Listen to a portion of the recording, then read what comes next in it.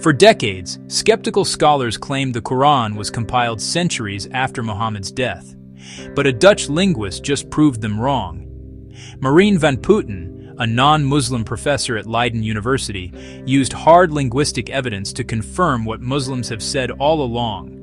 The Quran was standardized by 650 CE, just 18 years after the Prophet's death. This changes everything. Marijn van Putten is a leading expert in Arabic linguistics with no religious agenda. He specializes in the historical development of Arabic and Quranic manuscripts. His research isn't about faith, it's about following the evidence. And that evidence led him to a surprising conclusion that contradicts decades of Western skepticism. In the 20th century, scholars like John Wansbrough and Patricia Crone argued the Quran was actually compiled in the 8th or 9th century, 200 years later than Muslims claim. They suggested the traditional Islamic narrative couldn't be trusted. This revisionist school dominated academic discussions for decades. Muslim historians were dismissed as biased. Here's the problem. Some people assume Muslim scholars are biased or even practicing Taqiyya, concealing truth for religious purposes. That's why independent non-Muslim scholarship is crucial. When someone with no stake in the outcome reaches the same conclusion, it carries weight. Van Putten had no reason to validate Islamic claims. He just followed where the linguistics led him. Van Putten analyzed the oldest Quranic manuscripts using linguistic analysis. He studied the spelling system, the grammar, and the phonology, how words were actually pronounced. His conclusion: the linguistic evidence shows deliberate standardization around 650 CE, exactly when Islamic tradition says Caliph Uthman created the official codex. The text shows characteristics of 7th century Arabic, not later periods. Van Putten's research confirms 3 critical facts. First, the Quran was compiled very early, within 1 generation of Muhammad. Second, it's been transmitted with remarkable stability. Third, traditional Islamic historical accounts are fundamentally accurate. This isn't religious apologetics, it's academic consensus based on hard evidence. But how exactly did Van Putten prove this? What specific evidence did he use? The answer lies in something most people have never seen: the Quran without vowels. Understanding this is key to understanding why his research is so convincing. Imagine opening a text where you see only consonants, no vowels, no dots to distinguish similar letters, just a bare skeleton of words. This is how the earliest Qurans were written. It's called the Rasm, the consonantal text. And it holds the key to proving when the Quran was actually compiled. Early Arabic script was incredibly minimal. Letters like B, T, TH, N, and Y all looked identical. Just different numbers of dots distinguished them. And those dots? They were added later. Vowel markings? Also added later. The original text was just consonants. Think of reading English like this: THQCKBRNFX. You'd need context to know if it's the quick brown fox or thy quack barn fax. Here's the brilliant part. The consonantal text was deliberately flexible. The same letters could be read with different vowels, accommodating different Arabic dialects. This wasn't sloppiness, it was sophisticated design.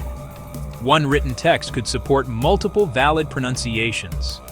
This connects directly to an Islamic tradition. The Quran was revealed in 7 ahruf, or 7 modes. According to authentic hadith, the Prophet Muhammad said the Quran was revealed in 7 ahruf, 7 dialects or modes of recitation. Early Arab tribes spoke differently. The Quraysh, the Tamim, the Hawazin. Each had distinct pronunciations and some vocabulary differences. Allowing these variations made the Quran accessible to everyone while maintaining one core message.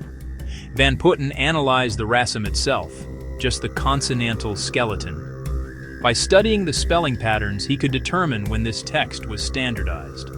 And here's what he found. The orthography, the spelling system, reflects deliberate 7th century standardization. The peculiarities in how words are spelled make perfect sense for that time period, but wouldn't make sense if invented later. Today, there are 10 canonical reading traditions called qira'at. The most common is Hafs from Asim, used in most of the Muslim world. But others exist, Warsh, used in North Africa, and Qalun, and others. These aren't different Qurans. They're different ways of vocalizing the same consonantal text. Same letters, slightly different pronunciations. All considered valid and authentic. Here's why this matters for Van Putten's research. He showed that these reading traditions preserve real, ancient Arabic dialects from the 7th century. They weren't invented later. They reflect genuine linguistic diversity from the Prophet's time. The consonantal text was designed from the beginning to accommodate them. This is powerful evidence that the whole system, written text and oral traditions, goes back to the earliest period. Let me show you an example. In Surah Al-Fatiha, one reading says, Ma'aliki Yawm al-Din, Master of the Day of Judgment. Another says, Maliki Yawm al-Din, King of the Day of Judgment. Same consonants, MLK, just different vowels. Both meanings work. Both are accepted. This flexibility was built into the system from day one. But this flexibility in the Quran's text isn't the only place Islam built in diversity. The religion itself has multiple valid ways of practice. And this wasn't accidental. It was designed with deep wisdom for humanity's variety. We just learned the Quran was designed to accommodate 7 dialects, but the pattern goes deeper. Look at Islamic practice itself. There are 4 major schools of Islamic law, each with slightly different ways of praying. Different hand placements, different recitations, all valid, all orthodox. Why would Islam build in this much variation? The 4 Sunni schools of law are Hanafi, Maliki, Shafi'i, and Hanbali. They're named after their founder scholars who lived in the 8th and 9th centuries. These schools agree on fundamentals, but differ in details. And here's what's beautiful. All 4 are considered correct. You can follow any school. Muslims from different schools pray together without issue. Watch Muslims pray and you'll notice differences. Hanifis place their hands below the navel. Shafi'is and Malikis place hands on the chest. Some raise their hands multiple times during prayer, others only at the start. Some say Ameen loudly, others silently. These aren't mistakes. They're valid variations based on different authentic hadiths and scholarly interpretations. The Prophet Muhammad's companions saw and remembered things slightly differently. Different chains of transmission preserve different details. When scholars compiled Islamic law, they worked with different sets of hadiths, emphasized different principles, and reached different conclusions on minor details. Rather than forcing one right way, Islam embraced this natural scholarly diversity.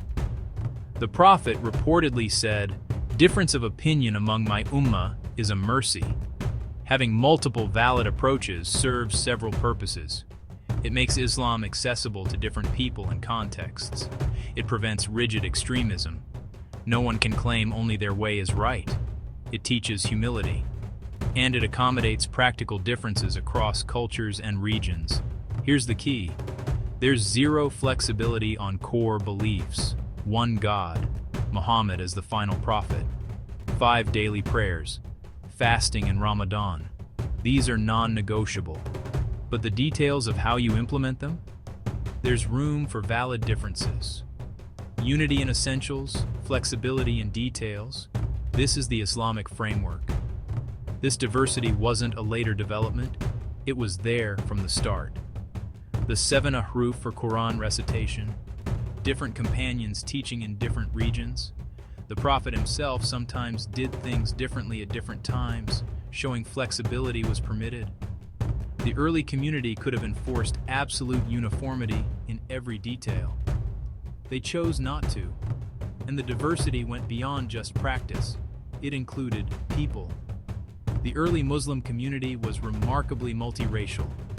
There were Arabs from different tribes, Black Africans like Bilal ibn Rabah, Persians like Salman al-Farsi, Romans like Suhaib ar-Rumi. Islam from day one was multi-ethnic and multiracial. In the Prophet Muhammad's final sermon, delivered to over 100,000 Muslims, he made this crystal clear. An Arab has no superiority over a non-Arab, nor does a non-Arab have any superiority over an Arab. A white person has no superiority over a black person, nor does a black person have any superiority over a white person, except by piety and good action. This was revolutionary for 7th century. The symbolism is powerful. Bilal, a formerly enslaved black man, was chosen as the first muezzin, the caller to prayer. He climbed atop the Kaaba itself to call Muslims to worship. In a society built on tribalism and ethnic hierarchy, Islam elevated someone based solely on faith and character. This wasn't just talk, it was demonstrated reality.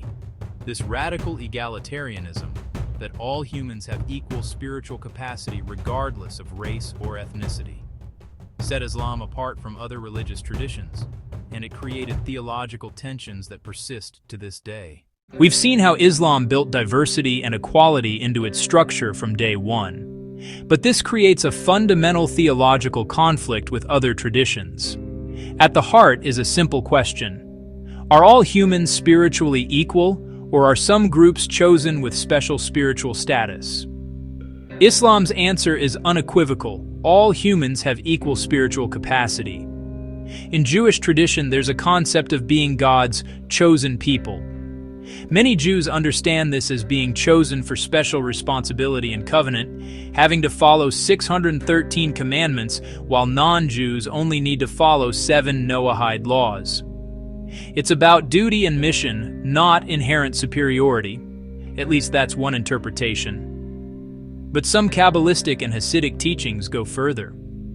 They claim Jews possess an additional divine soul called the neshama, beyond the animal soul or nefesh that all humans share. According to this view, Jews have inherently superior spiritual capacity simply by birth. Non-Jews in this framework lack this divine dimension entirely. This isn't just abstract theology, it's a claim of inherent spiritual supremacy based on ethnicity, and it's fundamentally incompatible with Islam's core message. The Quran explicitly states, "Indeed, the most noble of you in the sight of Allah is the most righteous of you," not the most ethnically pure, not the most racially superior, the most righteous. Here's where it gets fascinating. The Hebrew word nefesh, that animal soul, is the exact same word as the Arabic nafs. They're cognates from the same Semitic root. But in Islamic theology, nafs means something completely different, and everyone has it equally. In Islam, the nafs is the self or soul, and it has levels. Nafs al-ammara is the lower self driven by ego and base desires. Nafs al-lawama is the conscience that feels guilt, and nafs al-mutma'inna is the tranquil soul at peace with God. Every human, regardless of race, ethnicity, or background, has a nafs and can elevate it to the highest level through righteousness. The irony is striking. The same Semitic word, nefesh in Hebrew, nafs in Arabic. In one tradition, it's used to create spiritual hierarchy. The nefesh is the lower soul that non-Jews are relegated to. In Islam, everyone has nafs equally, and everyone has equal capacity to purify it and reach the highest spiritual state. Same word, opposite implications. This represents a fundamental divide in worldview. Particularism says God has a special relationship with one nation or ethnic group. Universalism says God's message and salvation are equally available to all humanity. Islam is firmly, uncompromisingly universalist. Your lineage doesn't matter. Your ethnicity doesn't matter. Only your faith and deeds matter. In 7th century Arabia, and frankly in most of the world at that time, tribalism and ethnic superiority were the norm. People were judged by their lineage, their tribe, their race. Slavery was common. Ethnic hierarchies were assumed. The Prophet Muhammad's message directly challenged all of this. It was genuinely revolutionary. So let's connect everything. Marijn van Putten, a non-Muslim scholar, proved the Quran was compiled early and preserved accurately. He showed the text was designed to accommodate linguistic diversity. We've seen Islam built flexibility into practice through multiple valid schools and traditions. The early Muslim community was multiracial from day one. And theologically, Islam insists all humans are spiritually equal. This isn't coincidence, it's consistent design. Islam was built from the ground up to be a universal message for all humanity. Not for one tribe, not for one race, not for one ethnic group with special spiritual DNA. For everyone. The linguistic flexibility, the legal diversity, the racial equality, the theological universalism, it all points in the same direction. And this is why Van Putten's research matters so much. When someone outside the tradition, using rigorous academic methods, confirms what Muslims have always claimed, it strengthens the case. Not because Muslim scholars aren't credible, they absolutely are, but because having independent verification removes the accusation of bias. The truth can withstand scrutiny from any angle. Whether you're Muslim, non-Muslim, religious, or secular, there's something powerful here. A 7th century message designed for universal human equality. A text preserved with remarkable care. A system built to accommodate human diversity while maintaining core unity. And now, 1400 years later, modern linguistics confirms the traditional accounts were right all along. That's not just interesting history, that's profound. What do you think about Van Putten's research? Does independent academic confirmation matter to you? What's your take on Islam's built-in diversity? Drop your thoughts in the comments. If this video gave you new perspective, share it with someone who'd find it interesting. And if you want more content exploring history, religion, and science, subscribe and find out. Muslims practice Taqiyya. They're allowed to lie to non-Muslims. You've probably heard this claim. It's used to dismiss Muslim testimony and scholarship as inherently untrustworthy. But here's the problem. That's not what Taqiyya actually means. And interestingly, Christianity has similar concepts that are equally misunderstood. Let's unpack the truth. Taqiyya is primarily a Shia concept that allows concealing your faith when facing persecution, torture, or death. Think of it like loose lips sink ships during wartime. It's about survival, not deception for gain. It's defensive self-preservation, not offensive manipulation. Early Christians hiding from Roman persecution? That's Taqiyya. Jews concealing their identity during the Spanish Inquisition. Also Taqiyya. Taqiyya is not permission to lie in everyday life, lie in business, lie in scholarship, or deceive non-Muslims generally. It's not lying is okay if it spreads Islam. That's a gross mischaracterization used to fuel anti-Muslim prejudice. It creates an impossible situation where anything a Muslim says can be dismissed as taqiyya. That's not honest criticism, that's bigotry with a theological veneer. Now let's talk about Christianity. St. Augustine, one of the most influential church fathers, wrote extensively about lying in his works, On Lying and Against Lying. His position? Lying is always sinful, period. Even to save a life. Even for religious purposes. Even to bring someone to God. Augustine was actually stricter about lying than most theologians before or after him. But here's where it gets interesting. Augustine created a hierarchy of 8 types of lies, ranked by severity. He had categories like lies about religious doctrine, the worst kind, down to lies told for someone's spiritual benefit, less severe. He wasn't giving permission. He was showing gradations of wrongness, that's all. Now, mental reservation, the practice of carefully wording statements to be technically true but misleading, wasn't formally codified until the 16th century by Jesuit scholars. But here's the thing. Just because a formal doctrine was developed later doesn't mean the practice didn't exist earlier. People have been using careful wording to avoid direct lies throughout history. The practice came first. The theological framework came later. So did Augustine and medieval monks practice mental reservation before it had a name. Almost certainly. They were intelligent, rhetorical people navigating complex and often dangerous political situations. They likely chose words carefully, spoke ambiguously when direct speech was dangerous, and used technically true but misleading language when needed. This is human nature when powerful institutions are involved. And let's be honest about institutional behavior.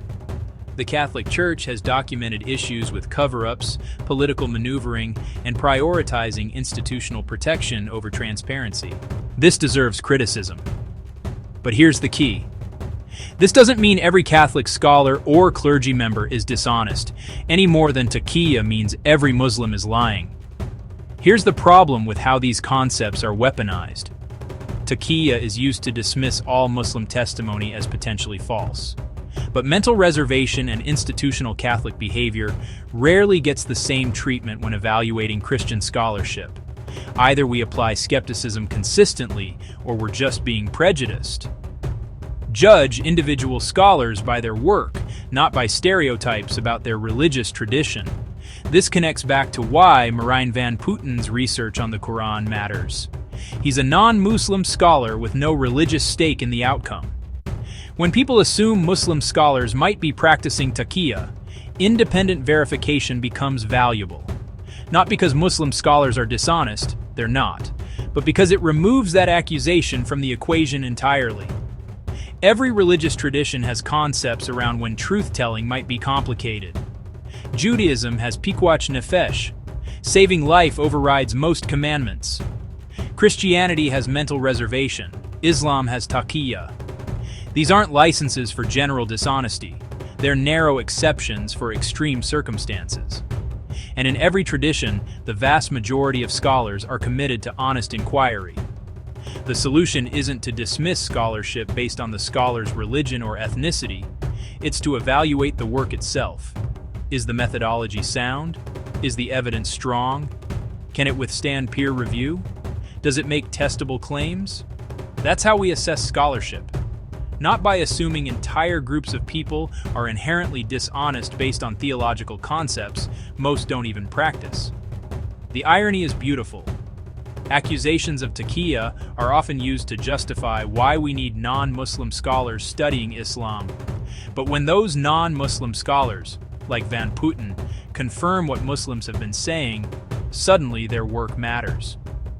Not because Muslim scholars were wrong, but because independent corroboration strengthens any historical claim. That's just good academic practice. So here's the bottom line.